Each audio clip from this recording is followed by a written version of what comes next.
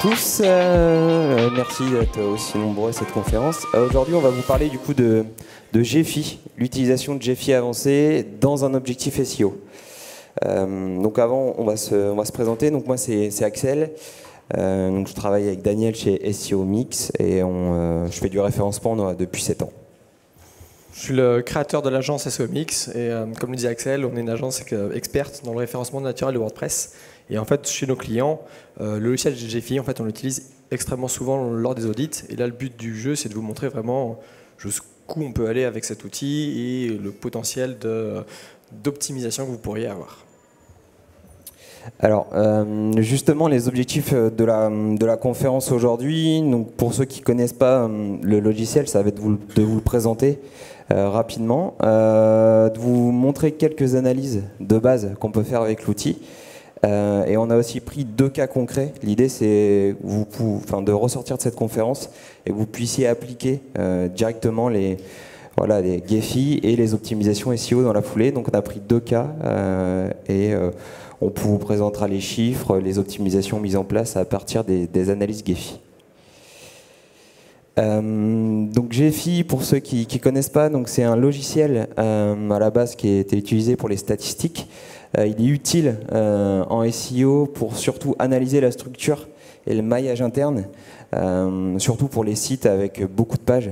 Pour les petits sites, les analyses elles sont assez basiques, on voit pas grand chose.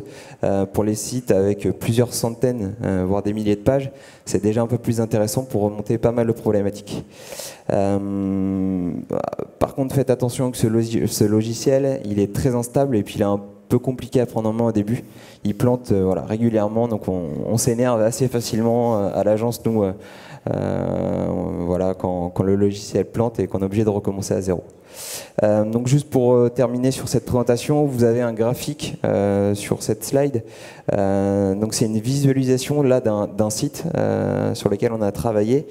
Et pour bien comprendre, sur ce graphique, chaque rond c'est une page du site. Et chaque trait est un lien entre les pages de votre site. Et après, on arrive à colorer en fait les pages selon des silos, selon certaines sections du site. Il y a des algorithmes en fait côté Gephi qui permettent de détecter des sections et des silos spécifiques à votre site et pour voir si tout ça a été bien pensé pour le SEO. Il y a d'autres outils qui existent pour visualiser une arborescence et puis un maillage interne, notamment Cocon.se, Screaming Frog aussi a une fonctionnalité pour ça. Le problème de ces outils, c'est qu'on ne va pas pouvoir importer ce qu'on veut. Gephi, l'avantage, c'est vraiment de pouvoir importer la donnée que vous souhaitez analyser et de pouvoir le personnaliser au maximum. Donc là, l'idée maintenant, c'est de vous présenter d'abord le b.a.-ba, avant d'aller plus loin dans des analyses un peu plus avancées. Et on va essayer de vous montrer juste ce qu'on peut faire de base quand on va importer des données. On va pouvoir en fait détecter pas mal de types d'erreurs. On va commencer par quelque chose de tout bête. Vous voyez ici, j'ai une autre visualisation où en gros, nous, quand on la met en place, on sait que c'est le bordel. En gros, j'ai beaucoup de pages de mon site qui ont la même importance. Vous voyez, la taille du rond, c'est proportionnel au nombre de liens que cette page reçoit, et tout est mélangé. En gros, j'ai pas vraiment de structure, et moi, référenceur, mon objectif, ça va être de recréer et d'optimiser le maillage interne. Ce qui fait que l'objectif, c'est d'obtenir une structure beaucoup plus optimisée, comme vous avez ici. C'est-à-dire qu'ici, sur une analyse qu'on a faite, on a utilisé un algorithme qui s'appelle la complémentarité, qui est un algorithme de base du logiciel, et une fois que vous l'avez dedans, ça vous a permis de colorer automatiquement les différents silos. Et encore que là, vous avez 2 défauts. Si vous regardez par exemple le nœud qui se balade tout en haut, c'est la page plan du site. Et le nœud qui se balade tout seul à droite, c'est le flux RSS qui est lié depuis la page d'accueil. En fait, vous voyez, c'est des analyses très visuelles qui immédiatement vous permettent de mettre en avant les points clés qui ne vont pas dans votre structure. Ensuite, après la structure, on va avoir d'autres types de problématiques. Alors je vous montre, c'est très pédagogique. Ici, par exemple, c'est de dire et de montrer à quelqu'un, vous voyez sur votre page, vous avez beaucoup trop d'erreurs 404. Donc les ronds rouges, c'est le bordel. Le reste, c'est des pages qui sont normales et qui sont présentes logiquement dans la structure. Ensuite, on peut aller encore sur d'autres choses, juste pour vous montrer. C'est par exemple de dire, vous voyez, sur votre site, vous faites beaucoup trop de liens vers des ressources externes. Les ronds jaunes ici, c'est d'autres domaines. Donc je fais des liens vers un autre site. Et je me rends compte en fait, que je vais diluer ma popularité parce que je vais renvoyer beaucoup de popularité à d'autres sites plutôt que de la faire circuler à l'intérieur de mon propre site. Donc ça, c'est une grosse utilisation qu'on va avoir de Gephi. Ensuite, ce que vous devez avoir en tête aussi, c'est qu'on peut détecter plein de types de problématiques spécifiques.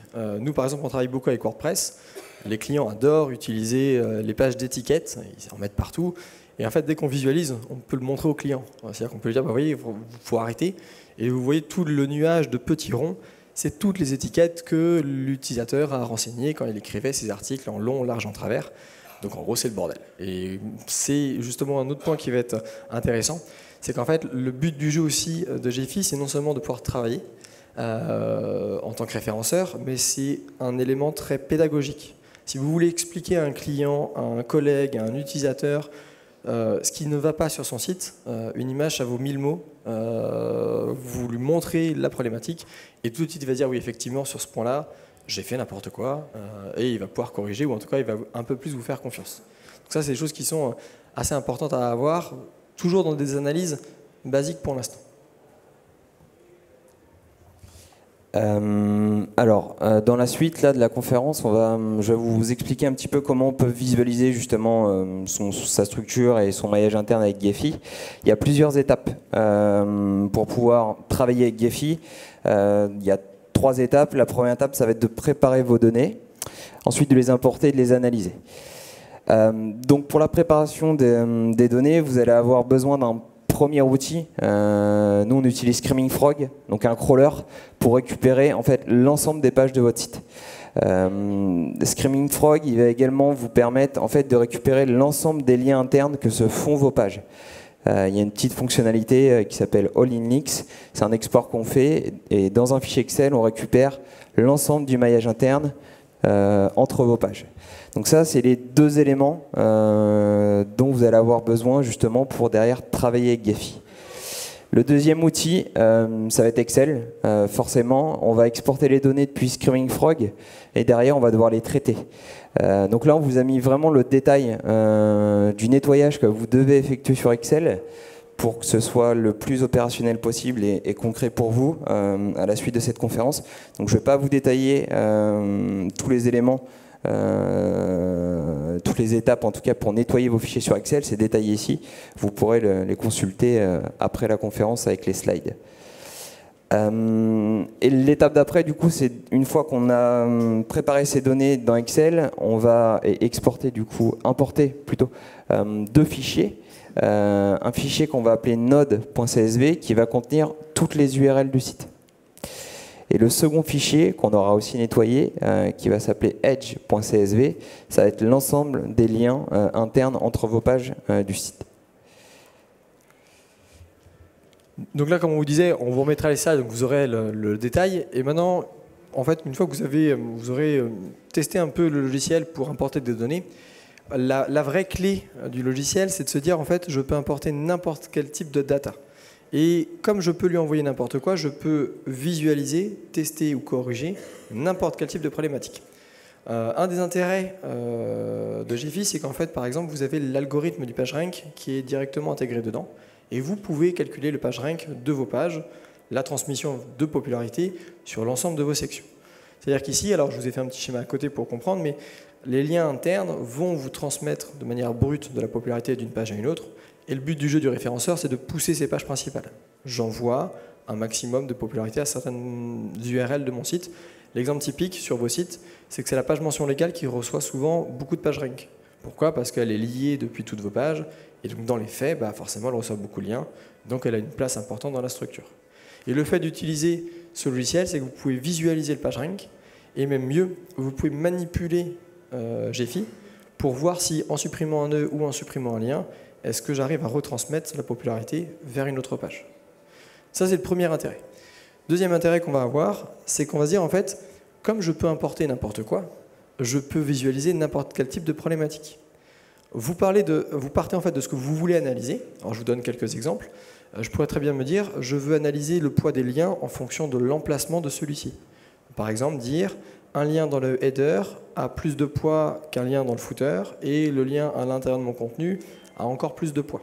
Je pourrais analyser un glissement sémantique. je pourrais analyser un profil de lien, je pourrais analyser le passage de Googlebot sur l'ensemble de mes pages, les pages positionnées, enfin, etc., etc.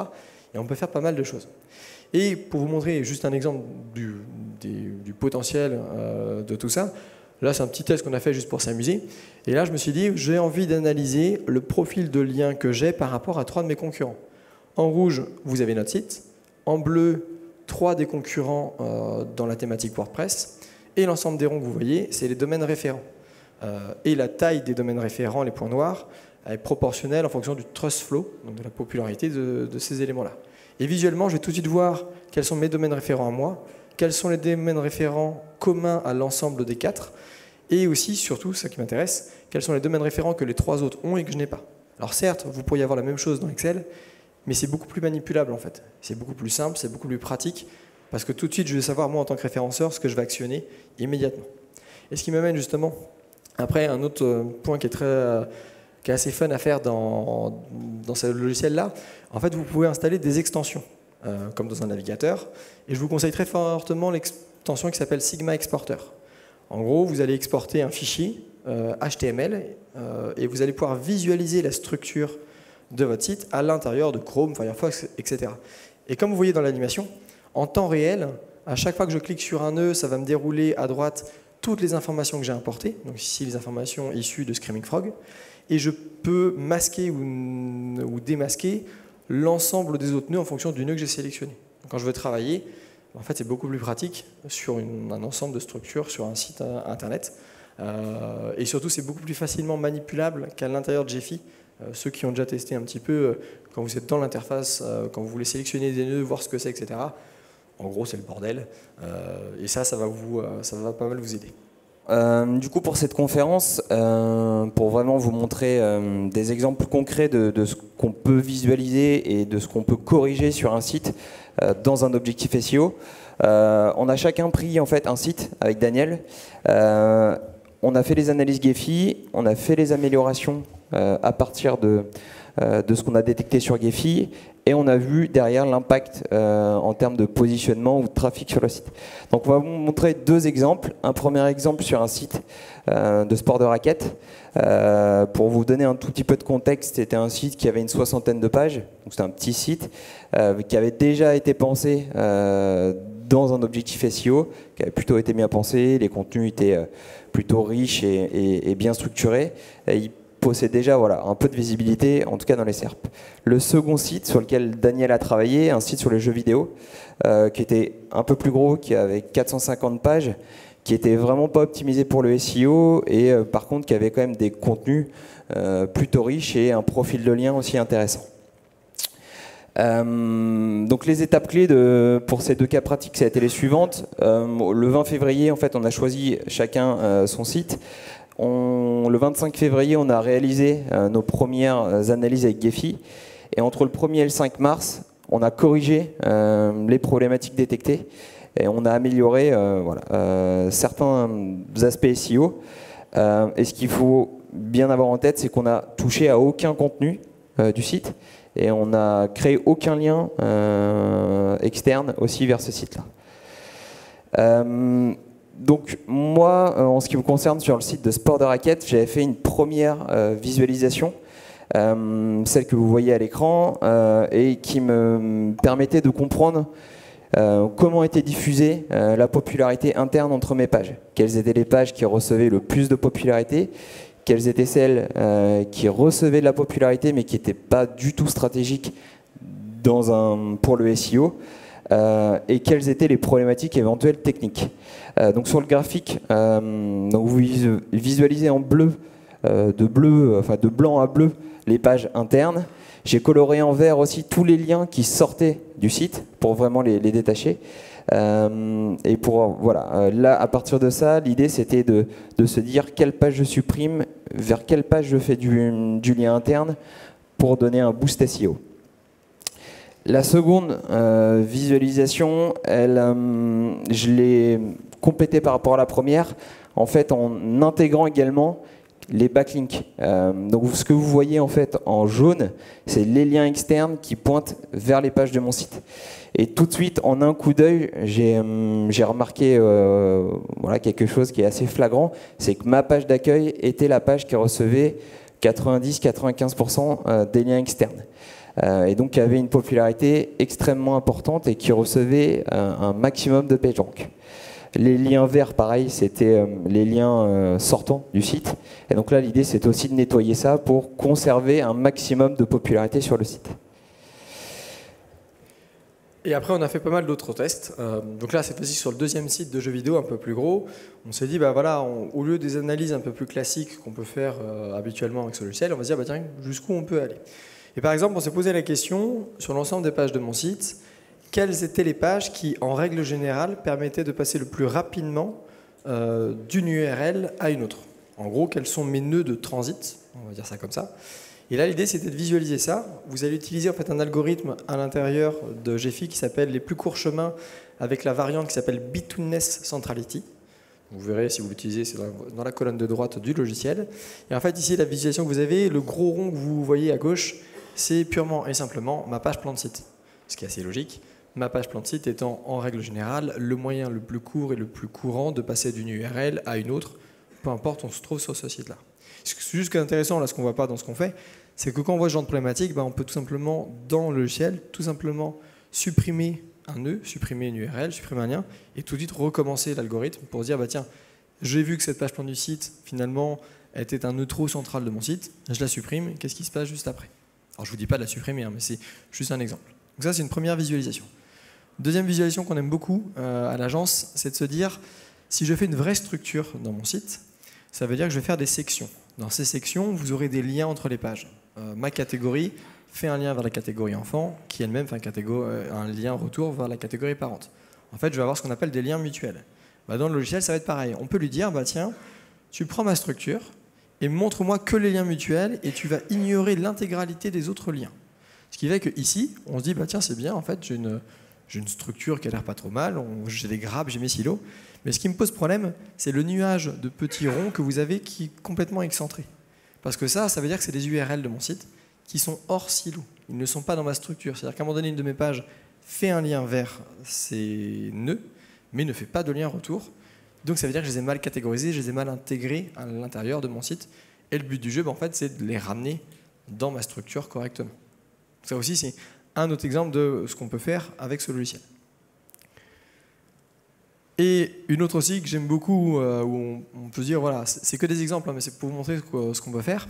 On s'est dit, comme beaucoup de CMS, alors nous on parle de WordPress qu'on connaît bien, l'utilisateur, on lui dit catégoriser correctement vos contenus. Donc ils vont sélectionner la bonne catégorie, ils se disent, j'ai fait ma structure, elle est bien, je suis content de moi. Et nous on s'est dit, j'ai besoin de visualiser quelle est la catégorie de premier niveau. C'est-à-dire que la couleur que vous avez de chaque nœud, c'est sa catégorie principale, c'est celle qui apparaît dans le chemin de navigation. Théoriquement, si j'avais bien fait mon boulot, j'aurais dû avoir des grappes de couleurs au même endroit dans ma structure parce que j'aurais bien catégorisé en premier niveau. Et en fait, je me rends compte que ce que j'ai catégorisé en back-office ne correspond pas du tout à la structure réelle. Parce qu'en fait, tous mes liens se sont mélangés. Et pour faire ça, en fait, toujours avec Screaming Frog, vous allez extraire le contenu de votre chemin de navigation. Donc vous avez un élément qui s'appelle Custom Extraction. Vous faites une règle de CSS Pass et vous allez récupérer l'ID en HTML de votre chemin de navigation. Vous allez pouvoir extraire le texte. Et dans Excel, moi, je le réimporte dans Gephi et je lui ai demandé de colorer. Et en fait, tout de suite, je vais voir si est-ce que la structure que je pensais avoir mis en back-office est la réelle structure qui va être vue par un moteur de recherche. Et là encore, c'est le bordel. On a un peu tout mélangé sur notre site. Alors, du coup, là maintenant, on vous présente un petit peu les optimisations qu'on a effectuées, enfin que moi j'ai effectuées en tout cas sur le site, sur les sports de raquettes. Donc j'ai d'abord fait des premières optimisations, j'ai nettoyé le site. J'ai éliminé tous les liens et toutes les pages qui étaient inutiles et qui n'avaient aucun objectif SEO. Donc je suis allé un petit peu à l'extrême pour vraiment cet exemple, mais donc voilà, j'ai éliminé donc toutes les pages qui avaient soit un contenu pauvre, j'ai éliminé tous les liens qui étaient présents soit dans le code source, soit sur le site, qui n'avaient pas d'intérêt pour le SEO et qui diluaient justement la popularité interne de mes pages qui étaient stratégiques. Et j'ai également corrigé quelques problématiques techniques comme certaines redirections de 301 qui étaient incorrectes. Du coup, la deuxième optimisation que j'ai fait, c'est l'optimisation du PageRank et donc du maillage interne. Donc là, dans ce que j'ai fait concrètement, c'est que j'ai créé des liens internes vers toutes les pages stratégiques avec de l'encre opti. J'ai aussi créé des liens internes vers mes pages stratégiques depuis les pages qui recevaient des backlinks. J'ai éliminé plein de liens. J'ai éliminé le lien vers les mentions légales qui était en footer. J'ai juste mis sur la page d'accueil. La page contact, il y avait une page à propos, une page contact. J'ai aussi éliminé une page contact. Voilà, j'ai fait du nettoyage. Donc à la fois nettoyage technique et à la fois de l'optimisation de maillage interne pour vraiment mailler un maximum mes pages qui avaient un vrai intérêt SEO. Et donc les résultats, c'était les suivants.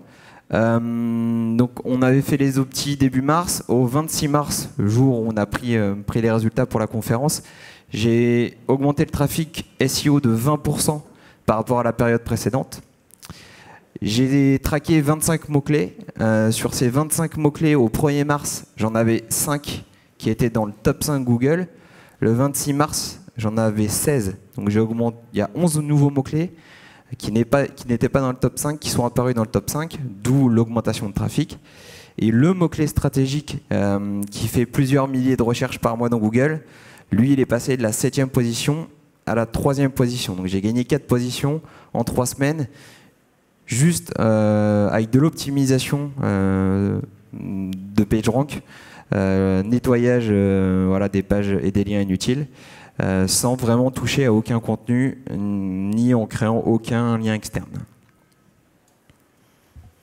On a ajouté aussi cette slide-là pour bien comprendre l'intérêt de Gephi.